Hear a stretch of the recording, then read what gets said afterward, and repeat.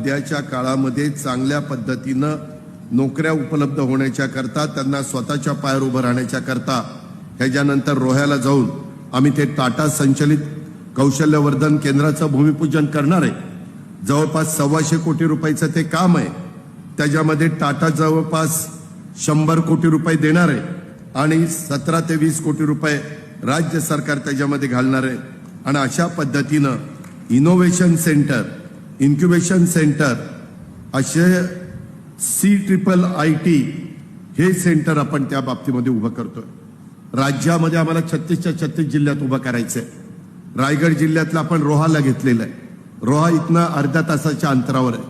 मागे आम्ही रत्नागिरीला त्याचं भूमिपूजन केलंय। ह्याच्यातून आता साधारण ज्या प्रकारची मुलं मुली कुशल कारागीर आपण तयार केले पाहिजेत, अशा प्रकारचे कोर्सेस टाटा त्या कंपनी त्याच्यामध्ये करते। टाटा टेक्नॉलॉजी लिमिटेड हे त्याच्यामध्ये त्यांनी पुढाकार घेतलेला आहे। या प्रकल्पाची इमारत साधारण मे 2026 पर्यंत पूर्ण करण्याचा आमचा प्रयत्न आहे।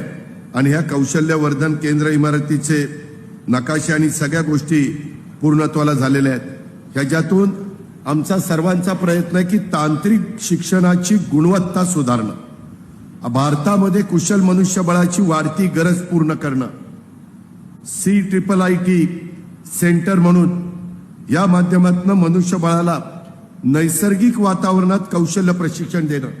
आता रोह्याला आम्ही जे सुरू करतोय त्याच्यात तुमच्या भागामध्ये जी इंडस्ट्री आलेली आहे त्या इंडस्ट्रीवाल्यांना आम्ही विचारणार कशा प्रकारची मुलं आणि मुली यांचं ट्रेनिंग किंवा त्यांना आम्हाला त्या बाबतीतले कोर्सेस देण्याची गरज आहे। आणि ते कोर्सेस तिथं शिकवले जाणार। त्या उत्पादन क्षेत्रातील आवश्यक असणारे अभियंते, ऑपरेटर, तंत्रज्ञ, कुशल मनुष्यबळ यांचा तयार स्थानिक पूल आम्ही उपलब्ध करून देण्याचं काम हातामध्ये घेतलेलं आहे। आणि हा रोहामध्ये रायगड जिल्ह्यातील आजूबाजूच्या शहरातील विद्यार्थी तसेच सूक्ष्म, लघु, मध्यम उद्योगांना सदर प्रकल्पाचा फायदा होणार आहे। आणि त्याद्वारे आधुनिक प्रशिक्षण मिळाल्यानंतर